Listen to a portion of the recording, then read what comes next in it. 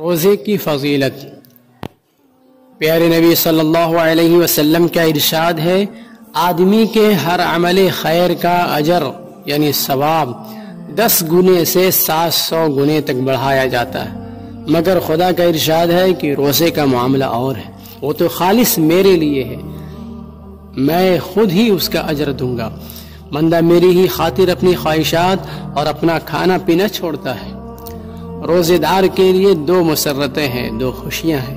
ایک افطار کے وقت جب وہ اس جذبے سے سرشار ہو کر خدا کی نعمتوں سے لذت اندوز ہوتا ہے کہ خدا نے اس کو ایک فریضہ پورا کرنے کی توفیق بخشی۔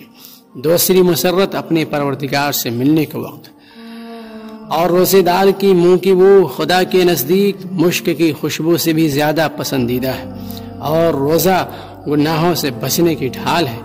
اور جب تم میں سے کسی کا روزہ ہو تو بے حیائی کی باتوں اور شور و ہنگامے سے دور رہے، اور اگر کوئی گالی گلوچ کرنے لگے یا لڑنے جھگڑنے پر اتر آئے تو اس کو سوچنا چاہیے کہ میں روزے دار ہوں، یعنی بھلا میرے لیے لڑنے جھگڑنے کی کیا گنجائش۔